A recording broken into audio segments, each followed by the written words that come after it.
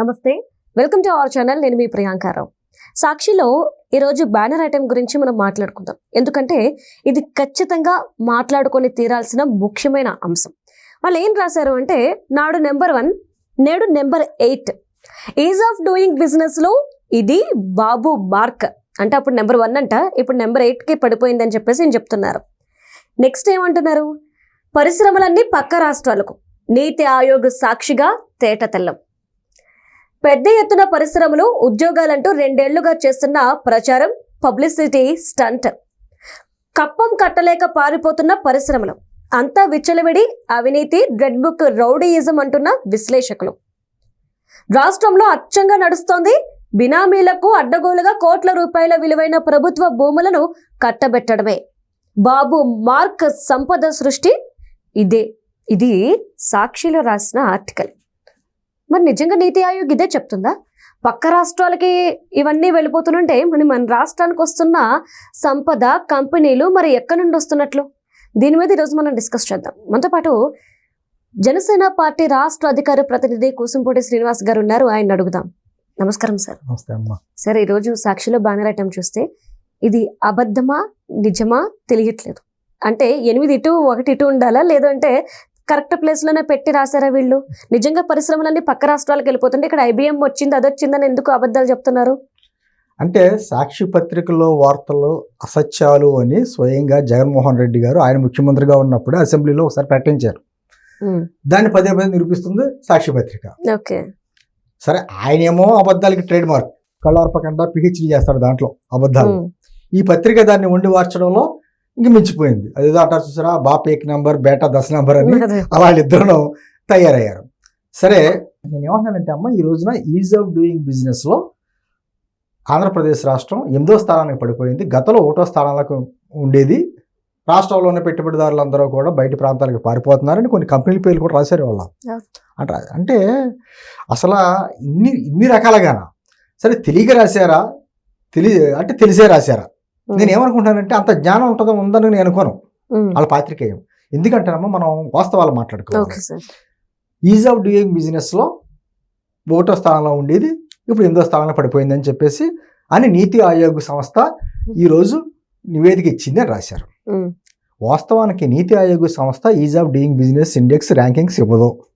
1వ point, is of doing బిజినెస్కి ప్రపంచవ్యాప్తంగా వరల్డ్ బ్యాంక్ ఇస్తుంది ఏ దేశంలో పెట్టుబడికి అనుకూలం అన్నది. దాని తర్వాత దేశంలో ఉన్నటువంటి రాష్ట్రాలకే కేంద్ర ప్రభుత్వ సంస్థ అయినటువంటి DPIIT ఇస్తుంది. అంటే ఏంటి? Department of promotion of industries and internal trade అనే సంస్థ ఏ రాష్ట్రంలో ఈ పెట్టుబడులకు అనుకూలంగా ఉన్నాయి, ఏంటి వాతావరణం అని చూసి ఈజ్ ఆఫ్ డూయింగ్ బిజినెస్ పలా రాష్ట్రంలో అనుకూలంగా ఉందని చెప్పేసి ఒక నివేదిక ఇస్తుంది. అది ఎలా ఇస్తుంది? మళ్ళీ పైగా పెద్ద రాష్ట్రాలు, కేంద్రపాలిత ప్రాంతాలు, లేకపోతేనేమో చిన్న రాష్ట్రాలు ఉన్నాయి కదండి, అస్సాం, మేఘాలయ లాంటి కొండ ప్రాంతాలు, అటువంటి ప్రాంతాలు విడదీసి దేనికైతే ఇస్తుంది. ఇది కూడా నీతి ఆయోగ్ కూడా అలాగే ఇస్తుంది. కానీ DPIIT మాత్రమే is of doing business ranks ఇస్తుంది, నీతి ఆయోగ్ ఇవ్వదు. నీతి ఆయోగ్ ఈరోజు ఇచ్చింది ఏంటంటే ఇన్వెస్ట్మెంట్ ఫ్రెండ్లీనెస్ ఇండెక్స్, అది నీతి ఆయోగ్ ఇస్తుంది. ఈ రెండింటికి తేడా తెలియదు సాక్షి వారికి పాత్రికేయం. నీతి Aayog is of doing business లో 8వ ర్యాంక్ ఇచ్చిందని చెప్పి రాశారు. 8వ ర్యాంక్ వచ్చింది దేంట్లో? ఇప్పుడు ఇన్వెస్ట్మెంట్ ఫ్రెండ్లీ ఇండెక్స్ లో నీతి ఆయోగ్ ఇచ్చింది. వాళ్ళేమో ఎక్కడెక్కడ పెట్టుబడులు అనుకూలం అని చెప్పేసి ఏమో is of doing business rankings వేరు. ఇది ఏమో ఏ రాష్ట్రంలో ఎన్ని వనరులు ఉన్నాయి, ఏది ఎక్కడ అనుకూలంగా ఉన్నాయి, ఆయా రాష్ట్రంలో ఇంకా డెవలప్ చేసుకునే రంగాలు ఏ రంగాలు ఉన్నాయి, ఎక్కడెక్కడ లోపాలు ఉన్నాయి అది చెప్తానే సూచనలు కూడా చేస్తుంది నీతి ఆయోగ్. రెండింటికి తేడా తెలీదా? పేపర్ బ్యానర్ ఐటెంలో పెద్ద ఐటెం రాసేసి ఈజ్ ఆఫ్ డూయింగ్ బిజినెస్ 8వ ర్యాంక్ వచ్చిందని చెప్పి అంటున్నారు. నేను అంటుంది ఆ లెక్కన పక్క రాష్ట్రాలకి తరలిపోతున్నాయని చెప్పి ఒక మాట అన్నారు కదమ్మా. మన పక్క రాష్ట్రం తెలంగాణతో పోల్చుకుందాం. ఈ రోజు ఇచ్చిన రిపోర్టే, ఆ నీతి ఆయోగ్ ఇచ్చిన రిపోర్ట్లో ఎన్నో స్థానంలో ఉందమ్మా? 13వ స్థానం ఇచ్చింది తెలంగాణకి. ఆంధ్రప్రదేశ్కి 8వ స్థానం ఇచ్చి తెలంగాణకి 13వ స్థానం ఇచ్చింది. అంటే తెలంగాణలో ఇండస్ట్రీస్ లేనట్ట ఉన్నాయిగా, డెవలప్మెంట్ అవుతుంది కదా. ఒక పక్క నుంచి ఎన్ని కంపెనీలు వస్తున్నాయి అక్కడ కూడా. ఇక్కడ మనం ఇంకా పోరాడుతున్నాం. ఆంధ్రప్రదేశ్లో ఇన్ని వనరులు ఉన్నాయి. ఎందుకంటే 2019-24 మధ్యన పారిశ్రామికవేత్తలను బెదిరించి భయపెట్టి తవిరేసినటువంటి వ్యవస్థ ఉంది. కాబట్టి మళ్ళీ తిరిగి రండి మా రాష్ట్రానికి అని భరోసా ఇవ్వడంలో మనం ఒక గట్టి ప్రయత్నం చేస్తున్నాం. వీళ్ళకి అంత అవసరం లేదు. తెలంగాణకి ఆల్రెడీ డెవలప్ అయి ఉంది ఇక్కడ ఇండస్ట్రీ సెక్టర్ అంతా.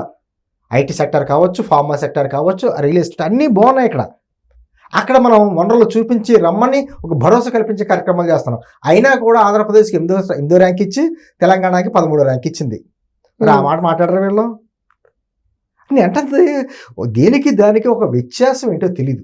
వాళ్ళ నాయకుడికి ఏమో ఏం మాట్లాడతాడో తెలియదు, ఇలా పేపర్కి ఏమో ఏం రాస్తుందో వాళ్ళకి తెలియదు. ఈ రోజున ఈ మధ్యన కొన్ని ఇచ్చినటువంటి సంస్థలు కూడా భారతదేశంలో వచ్చే పెట్టుబడుల్లో 25% ఆంధ్రప్రదేశ్ వస్తున్నాయని చెప్పారు. లోకేష్ గారు కూడా ఈ మధ్య ప్రకటించారు కదా. ఇది చాలా అదృష్టం, మనకి చక్కటి వనరులు ఉన్నాయి, కష్టపడే తత్వం ఉన్నటువంటి మనుషులు ఉన్నారు. ఈజీగా మనకి పాలసీ కూడా ఇండస్ట్రియల్ పాలసీ చాలా చాలా ఈజీగా ఉండేలా పాలసీ తీసుకొస్తున్నాం.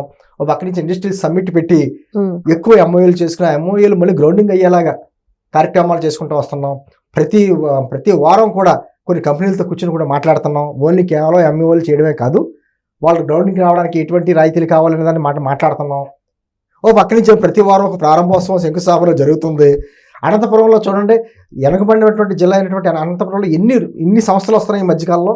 శ్రీ సిటీ వెళ్ళమనండి, లేకపోతే ఉత్తరాంధ్ర ప్రాంతం, అది వెనకబడిన ప్రాంతం. అక్కడ ఐటీ సెక్టర్ కావాలి, ఫార్మా సెక్టర్ కావాలి, ఎటువంటి డెవలప్మెంట్ అవుతుంది. ఈ రోజున గూగుల్ డేటా సెంటర్ లాంటివి వస్తున్నాయి. కోస్తాంధ్ర ప్రాంతంలో ఒక పక్క నుంచి డేటా సెంటర్లో, ఎనర్జీ సెంటర్లో అన్నీ వస్తుంటే ఇవన్నీ కట్టి కనిపించట్లేదా? పారిశ్రామికవేత్తలు పారిపోతున్నారా? కియా మోటార్స్ దగ్గర వీళ్ళు చేసింది ఏంటి? మర్చిపోయినట్టున్నారు. వాళ్ళు ఎంపీ చేసింది ఏంటి? దాని అనుబంధ పరిశ్రమలన్నీ చెన్నై ఎందుకు వెళ్ళిపోయినాయి? అమర్రాజా బ్యాటరీ ఈరోజు క్షమాపణలు చెప్పాడు మన లోకేష్ గారు. మీ దండం పెడతాను, మళ్ళీ రండి బాగా వెనకని, మళ్ళీ ఇక్కడ వచ్చి ఇక్కడ కూడా పెట్టుబడి పెట్టండి అని. అంత అద్భుతమైనటువంటి అమర్రాజా బ్యాటరీ సంస్థలే విషవాయువులు వస్తున్నాయట. అందుకని దండం పెట్టి మేము వెళ్ళిపోతున్నాం అన్నాడు సజ్జల రామకృష్ణారెడ్డి గారు. వాళ్ళేమో తవరేసింది వాళ్ళు. మరి వాళ్ళ భారతీయ సిమెంట్ నుంచి ఏమన్నా ఆక్సిజన్ వస్తుందా బయటికి? మరి నేను అంటుందా, వాటికేమో రాయితీలు, నీరు భూమి అన్ని రాయితీలు. అమర్రాజా బ్యాటరీ మీదేమో తవరేసేటి ప్రయత్నాలు. అంటే నేను అంటుంది, ఈ రోజున ఇండస్ట్రీస్ ప్రగతిలో ఆంధ్రప్రదేశ్ అద్భుతమైన ప్రగతి సాధిస్తూ ఉంటే పక్కన ఉన్న రాష్ట్రాలు కూడా ఈర్ష్య పొందుతున్నాయి. ఆంధ్రప్రదేశ్కి వెళ్ళిపోతున్నాయి, తెరలు వెళ్ళిపోతున్నాయి అని చెప్పేసి కేంద్ర ప్రభుత్వ సహకారం ఉంది వాళ్ళకి అదే పక్కన మన మీద పక్క రాష్ట్రాలు రకరకాలుగా మాట్లాడుతున్నాయి. అటువంటి టైంలో సాక్షి పత్రిక వారి పాత్రికేయం ఎలా ఉందంటే అసలు ఏ సంస్థ ర్యాంకింగ్ ఇచ్చిందో కూడా తెలియదు వాళ్ళకి. నీతి Aayog is of doing business ర్యాంకులు ఇవ్వదు అనే విషయం కూడా వాళ్ళకి తెలీదు. అంటే నమ్మేస్తారు కదా, ఎటువంటి అబద్ధాలు చెప్పినా ప్రచురం చేస్తే ఎంతో కొంతమంది నమ్ముతారు కదా అనే భ్రమలో ఉన్నారు వాళ్ళు. వాస్తవాలు తెలియదా?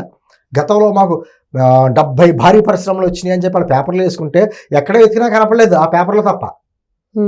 అటువంటి పరిస్థితి నుంచి ఈ రోజున ప్రతి సంస్థకి భరోసా ఇచ్చి రాయితీలు ఇచ్చి ఒక పక్కన వాళ్ళే అంటున్నారు ఏమని, భూములు కట్టబట్టేస్తున్నారు పరిశ్రమలకి అని. పక్కన మాట్లాడేది వాళ్ళే కదా, భూములు ఇచ్చేస్తున్నారని చెప్తున్నారు కదా, మళ్ళీ మేము ఎవరో రావట్లేదు అంటారేంటి? అసలు ఏంటి అసలు వాళ్ళ ఉద్దేశం ఏంటంటే కేవలం ఆంధ్రప్రదేశ్లో ఉపాధి వాతావరణం ఉన్నటువంటి విషయాన్ని పదే చెప్తే పెట్టుబడిదారులు వచ్చి పెట్టుబడి పెడతారని భయపడతారు అనేటువంటి ఒక కుట్రపూరిత రాజకీయం. ఎన్నాళ్ళు ఇది?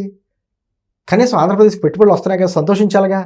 పక్క రాష్ట్రాలు చూడండి, రాజకీయాలన్నీ పక్కన పెట్టి రాష్ట్రంలో పెట్టుబడులకు వచ్చే వాళ్ళకి ఆహ్వానిస్తారు. ఎవరు విమర్శించరు వాళ్ళు, ఏ పార్టీలు అధికారంలో ఉన్నా ప్రతిపక్షంలో ఉన్నా ఎంతో కలిసికట్టుగా పనిచేస్తారు. మనకేంటి దౌర్భాగ్యం? అంటే నేను అంటుంది వాస్తవాలు రాయాలి కదా పత్రిక అంటే. పాత్రికేయం అంటే విలువలు పాటించాలి కదా, కొన్ని పాటించాలి కదా.